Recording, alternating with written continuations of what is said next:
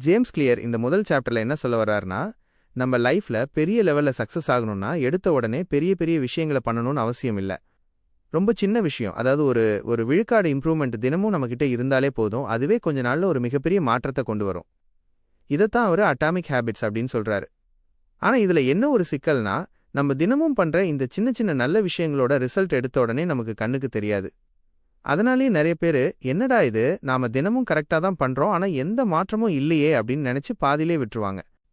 இத புரிய வைக்கிறதுக்கு அவர் ஒரு சூப்பரான ஐஸ் கியூப் எக்ஸாம்பிள் சொல்றாரு.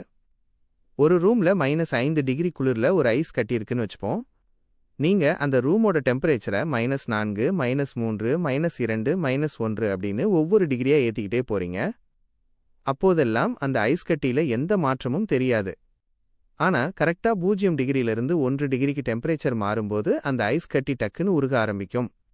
இப்போ யோசிச்சு பாருங்க, அந்த ஐஸ் கட்டி உருகுனதுக்கு அந்த கடைசி 1 டிகிரி மட்டும்தான் காரணமா? கண்டிப்பா இல்ல, அதுக்கு முன்னாடி நாம ஏத்துன அந்த ஒவ்வொரு டிகிரியும் தான் காரணம். நம்ம ஹேபிட்ஸும் இதே மாதிரி தான். நாம பண்ற சின்ன சின்ன விஷயங்கள் எல்லாம் உள்ளுக்குள்ள ஒரு எனர்ஜியா சேர்ந்துட்டே இருக்கும். ஒரு குறிப்பிட்ட ஸ்டேஜ் வரும்போது தான் அது பெரிய ரிசல்ட்டா வெளியே தெரியும். இதத்தான் அவரு பிளாட்டோ ஆஃப் லேட்டன்ட் பொட்டன்ஷியல் அப்படின்னு சொல்றாரு. அடுத்ததா அவர் சொல்ற ரொம்ப முக்கியமான விஷயம் என்னன்னா, கோல்ஸ் மேல ஃபோக்கஸ் பண்றதை விட சிஸ்டம்ஸ் மேல ஃபோக்கஸ் பண்ணுங்கங்கிறது தான். கோல் அப்படிங்கறது நீங்க அடையணும்னு நினைக்கிற ஒரு இலக்கு, ஆனா சிஸ்டம் அப்படிங்கறது அந்த இலக்கை அடைய நீங்க தினமும் ஃபாலோ பண்ற ஒரு ப்ராசஸ்.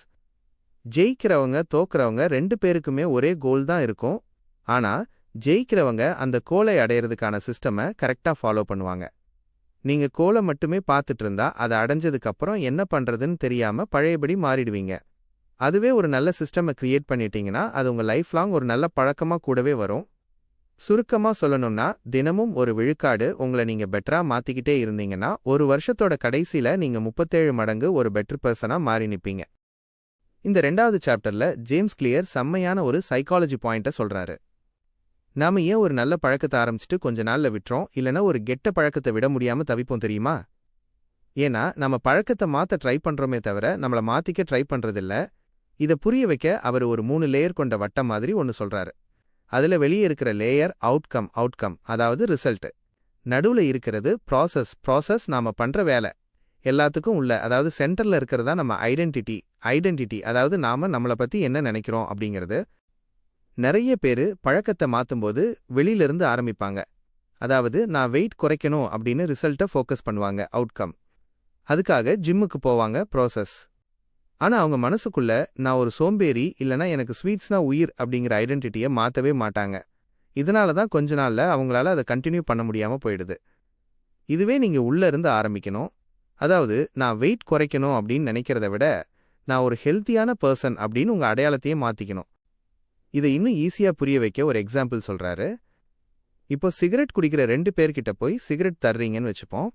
அதுல முதல் ஆளு, வேணாம் பாஸ், நான் சிகரெட் குடிக்கிறத நிறுத்த ட்ரை பண்ணிட்டு இருக்கேன் அப்படின்னு சொல்றாரு. இப்போ இவரு இன்னும் தன்னை ஒரு சிகரெட் குடிக்கிற ஆளாத்தான் நினைச்சிட்டு இருக்காரு, ஆனா பழக்கத்தை மட்டும் மாத்த பாக்குறாரு. இதுவே 2வது ஆளு, தேங்க்ஸ் பாஸ், ஆனா நான் சிகரெட் குடிக்கிற ஆள் கிடையாது அப்படின்னு சொல்றாரு. இப்போ இவரு தன்னோட அடையாளத்தையே மாத்திட்டாரு. இப்போ யாரு ஈஸியா சிகரெட் குடிக்கிறத நிறுத்துவாங்கன்னு உங்களுக்கே தெரியும். நாம தினமும் பண்ற ஒவ்வொரு சின்ன விஷயமும் நம்ம அடையாளத்துக்கு போடுற ஒரு ஓட்டு மாதிரி. நீங்க தினமும் ஒரு பக்கம் புக் படிச்சா நீங்க ஒரு ரைட்டர் இல்லனா ரீடர் அப்படிங்கிற அடையாளத்துக்கு ஓட்டு போடுறீங்க. தினமும் எக்ஸசைஸ் பண்ணா ஒரு பிட்டான ஆளு அப்படிங்கிற அடையாளத்துக்கு ஓட்டு போடுறீங்க. ஒரு நாளைக்கு ஒரு ஓட்டு போடுறதால டக்குன்னு அடையாளம் மாறிடாதுதான், ஆனா போக போக எந்த பக்கத்துல அதிக ஓட்டு விழுகுதோ அதுதான் உங்களோட உண்மையான அடையாளமா மாறும். சுருக்கமா சொல்லணும்னா, நீங்க என்ன அடையணும்னு ஆசைப்படுறீங்களோ அதுக்கேத்த மாதிரி முதல்ல நீங்க யாருன்னு முடிவு பண்ணுங்க. அப்புறம் சின்ன சின்ன ஆக்ஷன்ஸ் மூலமா அதை உங்களுக்கே ப்ரூவ் பண்ணிக்கோங்க. இந்த 3வது சாப்டர்ல தான் ஜேம்ஸ் கிளியர் ஒரு ஹேபிட் உண்மையிலேயே நம்ம மைண்ட்ல எப்படி ஃபார்ம் ஆகுது அப்படிங்கிற சீக்ரெட்டை உடைக்கிறாரு. நம்ம பண்ற எல்லா பழக்க வழக்கங்களுக்கும் பின்னாடி ஒரு 4 ஸ்டெப் கொண்ட ஒரு லூப் ஓடிக்கிட்டே இருக்குமா. அதத்தான் அவரு கிரேவிங், ரெஸ்பான்ஸ், ரிவார்ட் அப்படின்னு 4ஆ பிரிக்கிறாரு. இந்த 4ல எந்த ஒரு ஸ்டெப் மிஸ் ஆனாலும் ஒரு பழக்கம் நமக்குள்ள உருவாகாது. முதல்ல வர்றது கியூ, அதாவது ஒரு சிக்னல். நம்ம மூளை எப்பவுமே சுத்தி இருக்கிற என்விரான்மெண்ட்டை கவனிச்சுட்டே இருக்கும். இப்போ உங்க போன்ல ஒரு நோட்டிபிகேஷன் சத்தம் கேக்குதுன்னு வச்சுப்போம், அதுதான் கியூ. அந்த சத்தம் கேட்ட உடனே உங்க மைண்ட்ல 2வது ஸ்டெப்பான கிரேவிங் ஸ்டார்ட் ஆகும். கிரேவிங்னா ஒரு ஏக்கம் இல்லனா ஆசை. அதாவது அந்த நோட்டிஃபிகேஷன்ல யார் என்ன மெசேஜ் அனுப்பியிருக்காங்கன்னு பார்க்கணும் அப்படின்னு உள்ளுக்குள்ள ஒரு ஆர்வம் வரும் பாத்தீங்களா, அதுதான் கிரேவிங். இந்த ஆசை வந்த உடனே நீங்க 3வது ஸ்டெப்பான ரெஸ்பான்ஸ் பண்ணுவீங்க. ரெஸ்பான்ஸ்னா நீங்க பண்ற ஆக்ஷன், அதாவது ஃபோனை கையில் எடுத்து வாட்ஸ்அப்பையோ இல்ல இன்ஸ்டாவையோ ஓபன் பண்ணி பார்க்கறீங்க பாத்தீங்களா, அதுதான். கடைசியா 4வது ஸ்டெப் ரிவார்ட், அதாவது ஒரு திருப்தி. அந்த மெசேஜை பார்த்த உடனே உங்க மைண்டுக்கு ஒரு ரிலாக்ஸ் கிடைக்கும், அப்பாடா பார்த்தாச்சு அப்படின்னு. நம்ம மூளை ரொம்ப உஷாரானது. ஒரு விஷயம் பண்ணும்போது அதுக்கு நல்ல ரிவார்ட் கிடைக்குதுன்னு தெரிஞ்சா அதை அப்படியே மெமரியில சேவ் பண்ணி வச்சுக்கும். அடுத்த தடவை அதே கியூ நோட்டிஃபிகேஷன் சத்தம் வரும்போது யோசிக்காம ஆட்டோமேட்டிக்கா ஃபோனை எடுக்க வச்சிரும். இப்படிதான் நல்ல பழக்கமும் சரி கெட்ட பழக்கமும் சரி நமக்குள்ள ஒரு லூப் மாதிரி ஃபார்ம் ஆகுது. இதை வச்சு ஒரு சூப்பரான ஃப்ரேம் ஒர்க்கை அவர் தர்றாரு. நீங்க ஒரு நல்ல பழக்கத்தை உருவாக்கணும்னா இந்த 4 ஸ்டெப்பை அப்படியே பாசிட்டிவா மாத்தணும். அதுக்கு 4 விதிகளை சொல்றாரு. முதல்ல கியூவை நல்லா கண்ணுக்கு தெரியற மாதிரி மாத்தணும், மேக் இட் ஆப்வியஸ். ரெண்டாவது, கிரேவிங்க தூண்டுற மாதிரி அந்த பழக்கத்தை ரொம்ப அட்ராக்டிவா மாத்தணும், மேக் இட் அட்ராக்டிவ். மூணாவது, ரெஸ்பான்ஸை ரொம்ப ஈஸியா ஆக்கணும், அதாவது கஷ்டப்படாம பண்ற மாதிரி இருக்கணும், மேக் இட் ஈஸி. நாலாவது, ரிவார்டை உடனே கிடைக்கிற மாதிரி ரொம்ப சாட்டிஸ்ஃபைங்கா மாத்தணும், மேக் இட் சாட்டிஸ்ஃபைங். இதுவே ஒரு கெட்ட பழக்கத்தை விடணும்னா இதை அப்படியே தலைகீழா மாத்தணும், அதாவது கண்ணுக்கு தெரியாம மறைக்கணும், அன்அட்ராக்டிவா மாத்தணும், பண்றதுக்கு ரொம்ப கஷ்டமாக்கணும், அப்புறம் எரிச்சல் ஊட்டுற மாதிரி மாத்தணும். இந்த 4 ஸ்டெப்பை கரெக்டா புரிஞ்சுக்கிட்டாலே எந்த ஒரு பழக்கத்தையும் நம்ம இஷ்டப்படி மாத்திக்கலாம். இந்த 4வது சாப்டர்ல ஜேம்ஸ் கிளியர் ஒரு செம இன்ட்ரெஸ்டிங்கான கதையோட ஆரம்பிக்கிறாரு.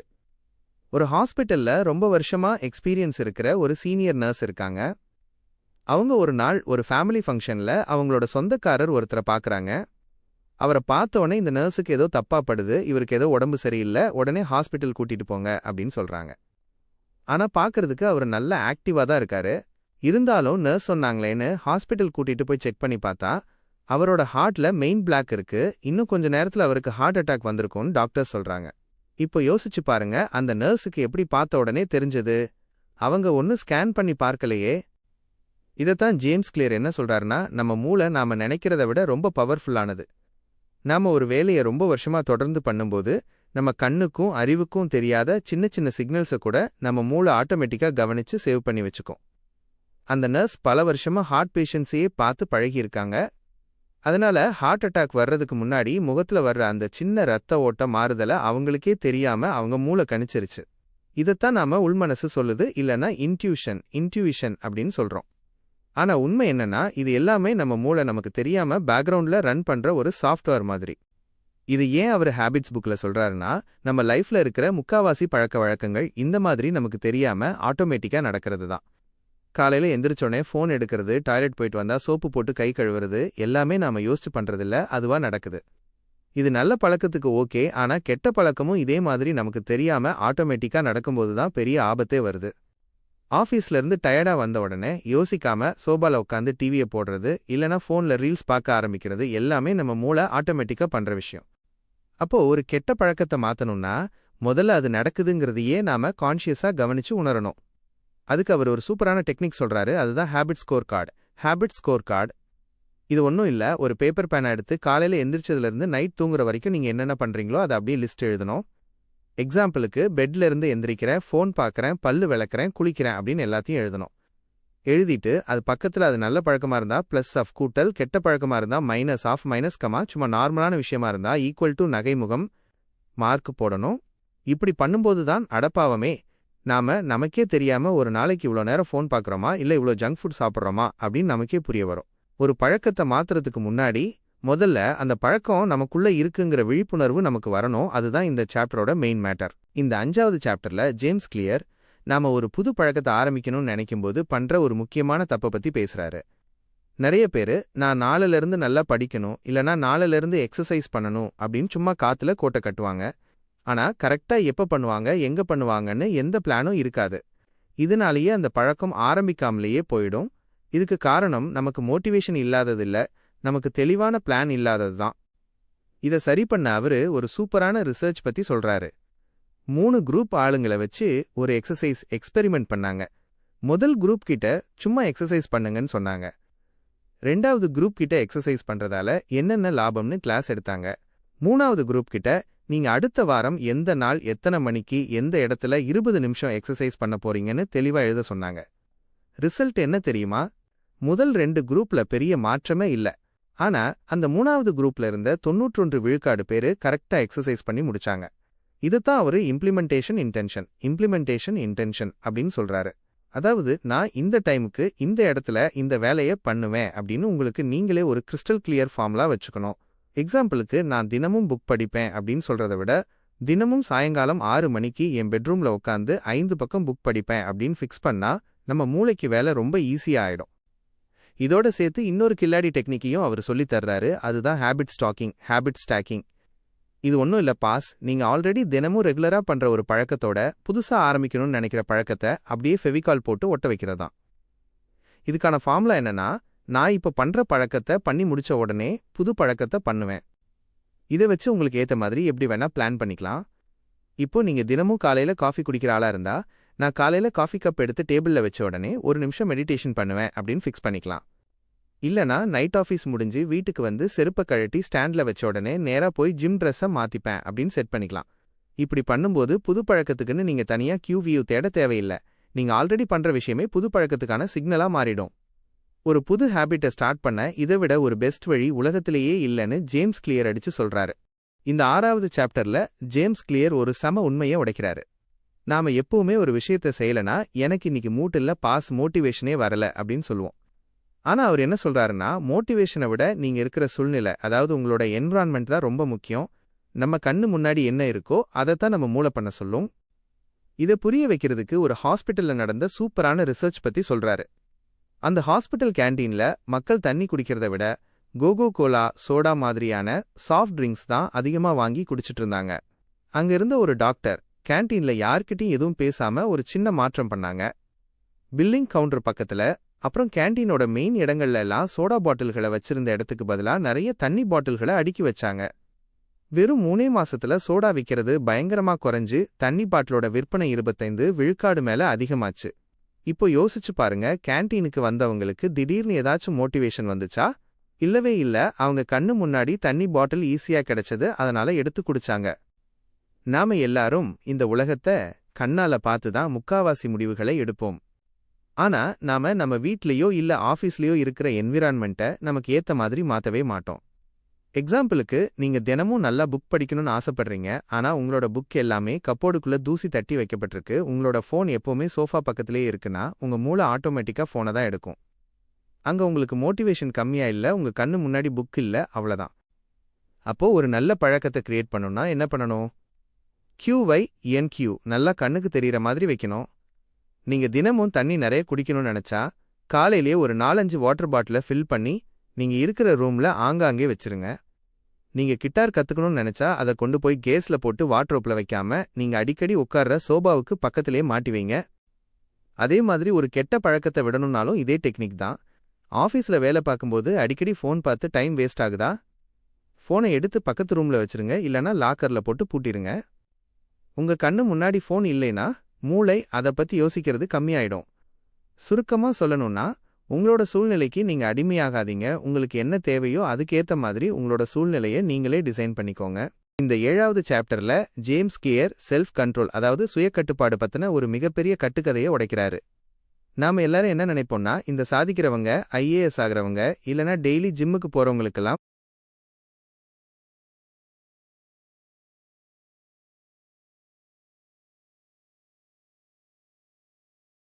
பயங்கரமான வில் பவர் இருக்கு, அவங்க செம செல்ஃப் கண்ட்ரோலோட இருக்காங்கன்னு நினைப்போம். ஆனா உண்மை அது கிடையாது பாஸ். ரிசர்ச்ல என்ன கண்டுபிடிச்சிருக்காங்கன்னா, அதிக செல்ஃப் கண்ட்ரோல் இருக்கிற மாதிரி வெளியில தெரியறவங்க நிஜத்துல அந்த செல்ஃப் கண்ட்ரோலை பயன்படுத்த வேண்டிய சூழ்நிலைகளையே உருவாக்கிக்க மாட்டாங்களாம்.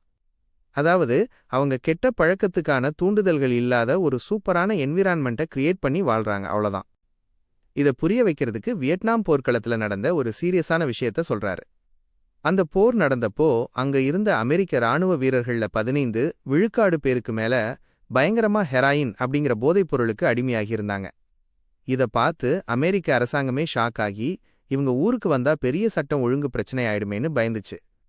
ஆனா ஆச்சரியமான விஷயம் என்னன்னா, அந்த வீரர்கள் போர் முடிஞ்சு வீட்டுக்கு வந்த உடனே அதுல 90 விழுக்காடு பேருக்கு அந்த போதைப் பழக்கம் ஆட்டோமேட்டிக்கா காணாம போயிடுச்சு. எந்த ஒரு ரீஹேப் சென்டருக்கும் போகாமலேயே அவங்க திருந்திட்டாங்க. இது எப்படி சாத்தியமாச்சுன்னா, வியட்நாம்ல அவங்க இருந்தப்போ சுத்தி பயங்கரமான போர் பயம், கூடவே போதை மருந்து ஈஸியா கிடைக்கிற சூழ்நிலை இருந்தது. ஆனா வீட்டுக்கு வந்த உடனே குடும்பம், ஃப்ரெண்ட்ஸ்னு சூழ்நிலை மொத்தமா மாறிடுச்சு. அந்த போதைக்கான கியூ அங்க இல்ல. அதனால அவங்க ஈஸியா அதிலிருந்து வெளியே வந்துட்டாங்க. இதிலிருந்து நாம தெரிஞ்சுக்க வேண்டிய மெயின் மேட்டர் என்னன்னா, வில்பவர் அப்படிங்கிறது ஒரு தற்காலிகமான விஷயம்தான். நீங்க எவ்வளவுதான் இரும்பு மனுஷனா இருந்தாலும் உங்க கண்ணு முன்னாடியே ஸ்வீட்ஸை வச்சுட்டு நான் சாப்பிட மாட்டேன்னு ஒரு நாள் 2 நாள் கட்டுப்படுத்தலாம். ஆனா 3வது நாள் டயர்டா இருக்கும்போது ஆட்டோமேட்டிக்கா எடுத்து சாப்பிட்டுடுவீங்க. கெட்ட பழக்கத்தை மனக்கட்டுப்பாடால ஜெயிக்கிறது ரொம்ப கஷ்டம். அப்போ அதுக்கு என்னதான் வழி? Out of sight out of mind அப்படின்னு சொல்லுவாங்கல்ல, அதுதான். கெட்ட பழக்கத்தை தூண்டுற விஷயங்களை உங்க கண்ணுல இருந்தே மறைச்சிடணும். வேலை பார்க்கும்போது சோஷியல் மீடியா டிஸ்ட்ராக்ட் பண்ணுதா, ஃபோனை ஆஃப் பண்ணி வேற ரூம்ல வச்சிருங்க. ஜங்க் ஃபுட் சாப்பிடக்கூடாதுன்னு நினைக்கிறீங்களா? முதல்ல அதை வீட்ல வாங்கி வைக்கிறத நிறுத்துங்க. டிவில டைம் வேஸ்ட் ஆகுதா? டிவியோட ஒயரை கழட்டி கப்போர்டுக்குள்ள வச்சிருங்க. சுருக்கமா சொல்லணும்னா, செல்ஃப் கண்ட்ரோலுக்கு இருக்கிற ஒரே சீக்ரெட், செல்ஃப் கண்ட்ரோல். தேவைப்படாத ஒரு சூழ்நிலையை உங்களுக்குள்ள நீங்க Chapter 8 How to Make a Habit Irresistible. இந்த 8வது சாப்டர்ல ஜேம்ஸ் கிளியர் நாம ஒரு நல்ல பழக்கத்தை எப்படி அடடா இத பண்ணியே ஆகணுமே அப்படின்னு நம்ம மூளையை இயங்க வைக்கிறதுங்கிற சீக்ரெட்டை சொல்றாரு. நம்ம மூளையில டோபமைன் அப்படின்னு ஒரு கெமிக்கல் இருக்கு, பாஸ். நாம ஒரு விஷயத்த பண்ணி முடிச்சுட்டு சந்தோஷப்படும் போது மட்டும் இந்த டோபமைன் சுரக்காது. அந்த விஷயத்த பண்ண போறோம் அப்படின்னு நினைச்சு ஆசைப்படுறோம் பாத்தீங்களா? அந்த எதிர்பார்ப்பு இருக்கும்போதே டோபமைன் லெவல் பயங்கரமா ஏறிடும்.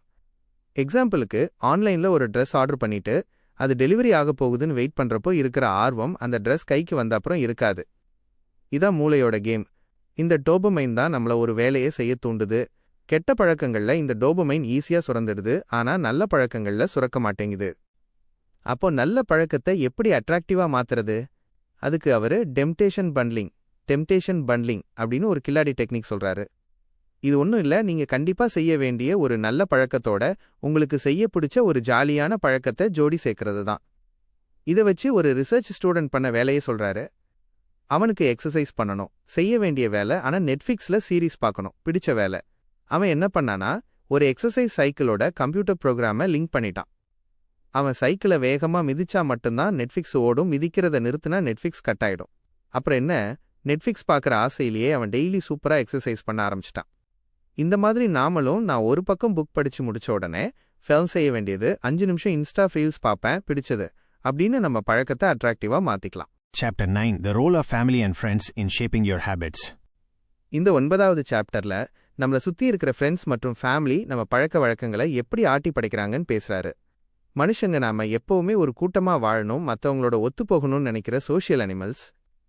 இதனாலேயே நாம நமக்கு பிடிச்ச மாதிரி வாழ்றதை விட நம்மள சுத்தி இருக்கிற கூட்டத்துக்கு பிடிச்ச மாதிரி வாழத்தான் ஆசைப்படுவோம்.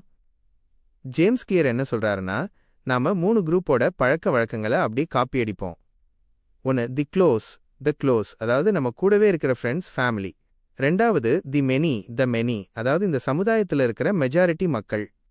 3வது தி பவர்ஃபுல், அதாவது ஸ்டேட்டஸ், பவர், லைஃப்ல சக்சஸ்ஃபுல்லா இருக்கிற ஆளுங்க. உங்க ஃப்ரெண்ட்ஸ் கேங்ல இருக்கிற எல்லாரும் வீக்கெண்ட் ஆனா பார்ட்டி பண்றவங்களா இருந்தா நீங்களும் ஆட்டோமேட்டிக்கா அதைத்தான் பண்ணுவீங்க. அதுவே அவங்க எல்லாரும் டெய்லி இன்வெஸ்ட் பண்றவங்களாவோ இல்ல பிசினஸ் பேசுறவங்களாவோ இருந்தா நீங்களும் அதை பத்தி யோசிக்க ஆரம்பிப்பீங்க. ஒரு கூட்டத்தோட சேர்ந்து வாழும்போது வர்ற அந்த அங்கீகாரம் தான் நமக்கு கிடைக்கிற ஆகச்சிறந்த ரிவார்ட். அப்போ இதை வச்சு நாம எப்படி நல்ல பழக்கத்தை வளர்த்துக்கிறது? நீங்க என்ன பழக்கத்தை கத்துக்கணும்னு நினைக்கிறீங்களோ அந்த பழக்கம் ஆல்ரெடி நார்மலான ஒரு விஷயமா இருக்கிற ஒரு குரூப்போட போய் ஐக்கியமாகிடுங்க. எக்ஸாம்பிளுக்கு, உங்களுக்கு புக் படிக்கிற பழக்கம் வேணுமா, புக் ரீடர்ஸ் இருக்கிற ஒரு கிளப்ல ஜாயின் பண்ணுங்க. உங்களுக்கு ஃபிட்னஸ் வேணுமா, டெய்லி ஓட போற ஃப்ரெண்ட்ஸ் கூட சேர்ந்துக்கோங்க. ஏன்னா தனியா ஒரு நல்ல பழக்கத்தை பண்றதை விட ஒரு கூட்டத்தோட சேர்ந்து பண்ணும்போது அந்த பழக்கம் நமக்கு ரொம்ப ஈஸியாவும் அட்ராக்டிவாவும் மாறிடும். இந்த 10வது சாப்டர்ல ஜேம்ஸ் கிளியர் கெட்ட பழக்கங்களை வேரோட எப்படி அழிக்கிறதுன்னு சூப்பரான ஒரு சைக்காலஜி மேட்டரை சொல்றாரு. நாம ஏன் ஒரு கெட்ட பழக்கத்தை பண்றோம்னா, நம்ம மைண்ட்ல அதுக்கு பின்னாடி ஒரு ஆழமான காரணம் இருக்கும். எக்ஸாம்பிளுக்கு, நாம சும்மா டைம் பாஸா சிகரெட் குடிக்கிறோம் இல்லனா சோஷியல் மீடியா பார்க்கறோம்னு நினைப்போம். ஆனா நிஜத்துல நம்ம மூளைக்குள்ள இருக்கிற ஏதோ ஒரு ஸ்ட்ரெஸ்ஸையோ இல்லனா தனிமையோ குறைக்கிறதுக்காகத்தான் நாம அதை பண்றோம். நம்ம மூளை என்ன பண்ணும்னா, ஸ்ட்ரெஸ்ஸா இருக்கா, அப்போ சிகரெட் குடிச்சா ரிலாக்ஸ் ஆகும் அப்படின்னு ஒரு தப்பான கனெக்ஷனை போட்டு வச்சிருக்கோம். அப்போ இதை எப்படி மாத்துறது? அதுக்கு உங்க மூளைக்கு நீங்க வேற ஒரு நல்ல கனெக்ஷனை கத்துக் கொடுக்கணும். அதாவது ரீஃப்ரேமிங் பண்ணணும். ஒரு கெட்ட பழக்கத்தை விடணும்னு நினைக்கும்போது, ஐயோ நான் இதை இழக்க போறேனே அப்படின்னு நினைக்காம, இதை விடுறதால எனக்கு எவ்வளோ லாபம் அப்படின்னு பாசிட்டிவா யோசிக்கணும்.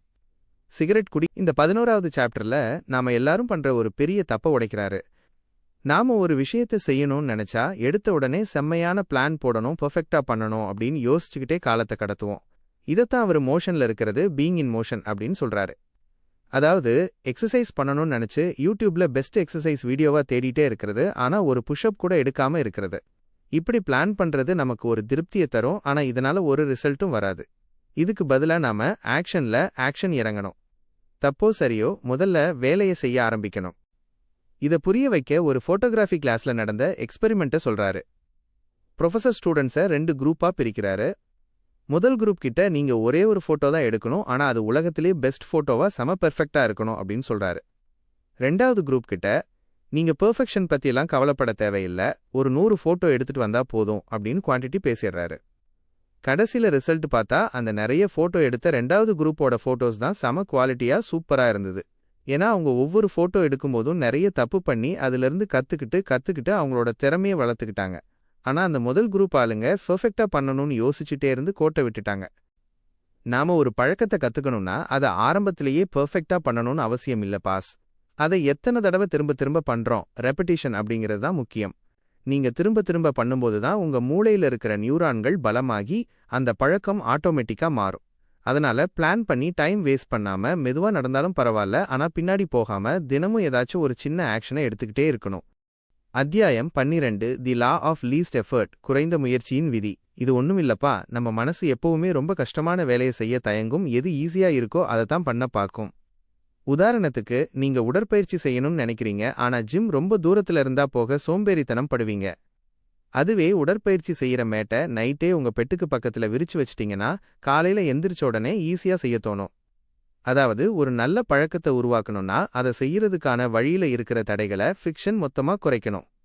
உங்களை சுத்தி இருக்கிற சூழலை உங்களுக்கு ஏத்த மாதிரி மாத்தி வச்சுக்கிட்டா பெரிய எஃபர்ட் போடாமலேயே அந்த பழக்கம்தானா வந்துடும்.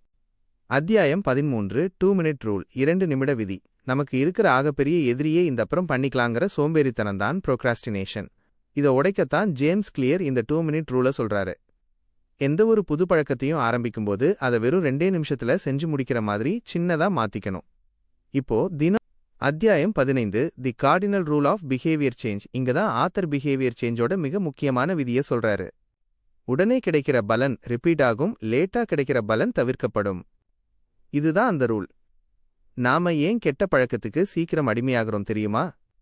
இப்போ ஒரு சிகரெட் பிடிச்சா இல்ல ஜங்க் ஃபுட் சாப்பிட்டா அந்த நிமிஷமே ஒரு கிக் அல்லது டேஸ்ட் கிடைச்சிருது. ஆனா அதோட கெட்ட விளைவு ஹார்ட் அட்டாக்.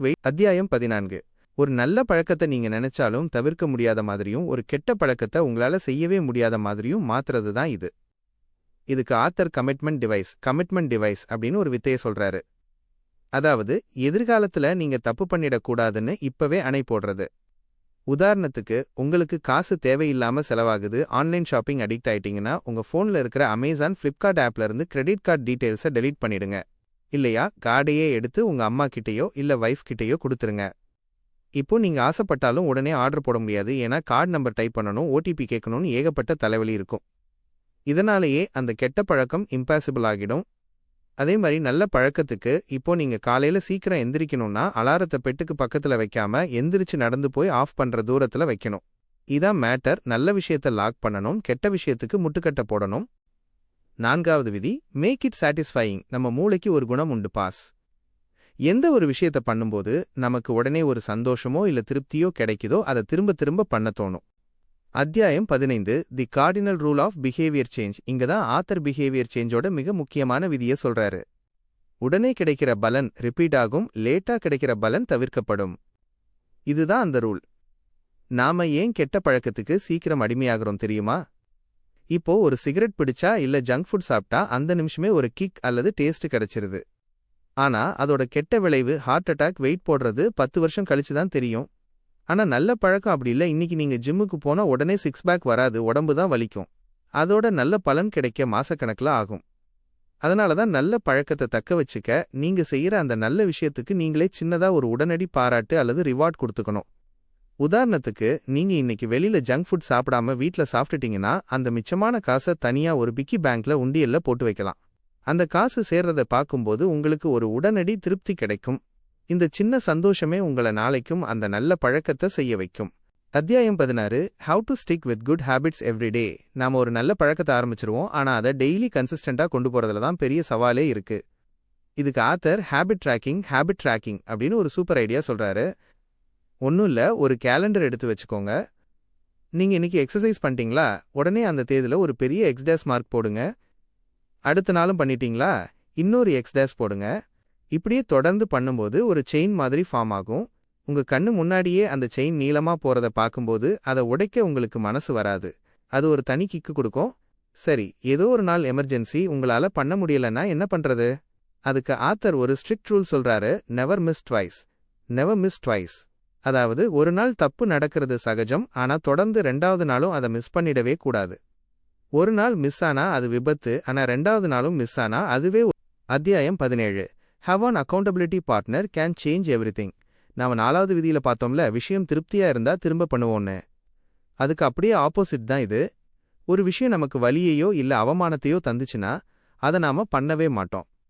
இதை கரெக்டா எக்ஸிக்யூட் பண்ணத்தான் நமக்கு ஒரு அக்கௌண்டபிலிட்டி பார்ட்னர், அதாவது ஒரு கண்காணிப்பாளர் தேவை. நம்ம ஃப்ரெண்டோ பார்ட்னரோ யாராவது ஒருத்தரை சூஸ் பண்ணிக்கணும். அவங்க கிட்ட ஒரு ஹேபிட் கான்ட்ராக்ட் போட்டுக்கணும். எப்படின்னா, மச்சான், நான் நாளையிலிருந்து காலையில 6 மணிக்கு எழுந்து கிரவுண்டுக்கு வரலன்னா உனக்கு 500 ரூபாய் ஃபைன் தர்றேன் அப்படின்னு ஒரு அக்ரிமெண்ட். இப்ப நீங்க தூங்கும்போது சோம்பேறித்தனம் வந்தாலும், அடச்சே எந்திருக்கலனா அவனுக்கு 500 ரூபாய் காசு கொடுக்கணுமே, அது போக மானமும் போகுமே அப்படின்னு பயந்துட்டே அலாரத்தை ஆஃப் பண்ணிட்டு ஓடிடுவீங்க. நாம தனியா இருக்கும்போது நமக்கு நாமளே சாக்கு போக்கு சொல்லி ஏமாத்திப்போம். ஆனா நம்மள வாட்ச் பண்ண ஒருத்தர் இருக்காரு. தப்பு பண்ணா இன்ஸ்டன்ட் தண்டனை கிடைக்கும்னு தெரிஞ்சா நம்ம மூளை அலர்ட் ஆகி ஒழுங்கா வேலை செய்யும். அத்தியாயம் 18 தி truth about talent when jeans matter and when they don't. நம்ம ஊர்ல எல்லாரும் அவனுக்கு என்னப்பா பிறவிலே டேலண்ட், அதான் ஜெயிச்சிட்டான் அப்படின்னு ஜீன்ஸை பத்தி பேசுவாங்கல்ல. அதை பத்தி தான் ஆத்தர் இங்க உடைச்சு பேசுறாரு. உண்மை என்னன்னா, ஜீன்ஸ் முக்கியம்தான் பாஸ், ஆனா அது உங்களோட சக்சஸை முடிவு பண்ணாது. நீங்க எந்த ஃபீல்ட்ல இறங்கி வேலை செய்யணும்னு தான் காட்டும். இப்போ 5 அடி உயரமே இருக்கிற ஒருத்தர் எவ்வளவுதான் கஷ்டப்பட்டு பிராக்டிஸ் பண்ணினாலும் பாஸ்கெட் பால்ல பெரிய ஆளாகிறது கஷ்டம், ஏன்னா அங்க ஹைட் முக்கியம். ஆனா அதே நபர் ஜிம்னாஸ்டிக்ஸ் போனார்னா அங்க அவரோட ஷார்ட் ஹைட் தான் பிளஸ் பாயிண்ட். அதாவது உங்க ஜீன்ஸுக்கு எது செட் ஆகுமோ அந்த ஃபிட்ச்ல போய் விளையாடுங்கன்னு ஆத்தர் சொல்றாரு. உங்க ஸ்ட்ரென்த் என்னன்னு தெரிஞ்சுக்கிட்டு அதுக்கு ஏத்த மாதிரி பழக்கங்களை உருவாக்கிக்கிட்டா மத்தவங்களை விட நீங்க ஈஸியா ஜெயிக்கலாம். சுருக்கமா சொல்லணும்னா, உங்களோட திறமைக்கு ஏத்த வேலையை நீங்க சூஸ் பண்ணிட்டா அங்க ஹார்ட் ஒர்க் பண்றது உங்களுக்கு ரொம்ப ஜாலியா இருக்கும். அத்தியாயம் 19 the Goldilocks rule how to stay motivated in life and work. நமக்கு ஏன் சில நேரத்துல வேலை செய்ய மோட்டிவேஷனே இல்லாம போர் அடிக்குது? அது ஏன்னு இந்த கோல்டிலாக்ஸ் ரூல் அழகா விளக்குது. நம்ம மூளை எப்பவுமே ரொம்ப ஈஸியான வேலையை செஞ்சா போர் அடிச்சிரும், அதே நேரத்துல ரொம்ப கஷ்டமான வேலையை கொடுத்தா பயந்து போய் அந்த வேலையே விட்டுட்டு ஓடிடும். அப்போ எப்பத்தான் அது ஃபுல் மோட்டிவேஷனோட வேலை செய்யும்? கரெக்டா நம்ம திறமைக்கு கொஞ்சம் மேல, அதாவது லைட்டா சேலஞ்சிங்கா இருக்கிற வேலையை செய்யும்போது தான் செம இன்ட்ரெஸ்டா இருக்கும். உதாரணத்துக்கு, நீங்க ஒரு சின்ன குழந்தை கூட செஸ் விளையாடினா போர் அடிக்கும், அதுவே விஸ்வநாதன் ஆனந்த் கூட விளையாடினா தோத்துடுவோன்னு பயத்துல விளையாடவே மாட்டீங்க. ஆனா உங்க லெவலுக்கு இருக்கிற ஒரு ஃப்ரெண்டு கூட விளையாடும் போது தான் மேட்ச் விறுவிறுப்பா இருக்கும்ல. அதே மாதிரி தான் நீங்க செய்யற வேலையோ இல்ல பழக்கமோ ரொம்ப கஷ்டமாவும் இருக்கக்கூடாது, ரொம்ப மொக்கையாவும் இருக்கக்கூடாது. அந்த பார்டர்ல ஜஸ்ட் மேனேஜபிள் சேலஞ்ச் வச்சுக்கிட்டீங்கன்னா லைஃப்ல மோட்டிவேஷன் எப்பவுமே குறையாது, வெறித்தனமா வேலை செய்யலாம். அத்தியாயம் 20 the downside of creating good habits. என்னப்பா இது, இவ்ளோ நேரம் நல்ல பழக்கத்தை உருவாக்குறத பத்தி பேசிட்டு இப்போ அதுலயே குறை சொல்றாரேன்னு யோசிக்கிறீங்களா? அங்கதான் ஜேம்ஸ் கிளியர் ஒரு செம பாயிண்ட் வைக்கிறாரு. ஒரு பழக்கம் நமக்குள்ள நல்லா ஊறிடுச்சுன்னா அதை நாம யோசிக்காமலேயே ஆட்டோமேட்டிக்கா செய்ய ஆரம்பிச்சிருவோம். அது நல்லதுதான். ஆனா அதுல ஒரு ஆபத்தும் இருக்கு. ஒரு விஷயத்த நாம ஆட்டோமேட்டிக்கா பண்ணும்போது நாம அதை இன்னும் பெட்டரா பண்றோமா இல்ல தப்பா பண்றோமான்னு கவனிக்கிறத விட்டுடுவோம். உதாரணத்துக்கு, நீங்க 1 வருஷமா தினமும் காலையில எக்ஸசைஸ் பண்றீங்க, ஆனா அதே ஒரே மாதிரியான எக்ஸசைஸையே ஃபாலோ பண்ணிட்டு இருந்தா உடம்பு ஒரு கட்டத்துக்கு மேல இம்ப்ரூவ் ஆகாது. நீங்க நான் தினமும் பண்றேனே அப்படின்னு அந்த பழக்கத்துக்குள்ளேயே கம்ஃபர்ட் ஆகி லாக் ஆயிடுவீங்க. அது மட்டும் இல்லாம அந்த பழக்கம் உங்க அடையாளமா ஐடென்டிட்டி மாறும்போது நான் ஒரு ப்ரொஃபஷனல் பிளேயர் இல்ல, நான் எப்பவுமே இப்படிதான் அப்படின்னு ஒரு ஈகோ வந்துடும். நாளைக்கு ஏதோ ஒரு சூழ்நிலையால அந்த வேலையை செய்ய முடியாம போனா உங்க அடையாளமே அடியோட சரிஞ்சு விழுந்துடும். அதனால ஆத்தர் என்ன சொல்றாருன்னா, பழக்கங்கள் ரொம்ப முக்கியம், ஆனா அப்பப்போ நீங்க உங்களை ரிவ்யூ அண்ட் ரிஃப்ளெக்ட் பண்ணி பார்க்கணும். அதாவது, நான் சரியான பாதையில தான் போறேன்னா என் பழக்க வழக்கங்கள் என்ன அப்டேட்டடா வச்சிருக்கான்னு செக் பண்ணிக்கிட்டே இருக்கணும். அப்பதான் லைஃப்ல அடுத்த லெவலுக்கு போக முடியும், தேங்கி நிக்க மாட்டீங்க.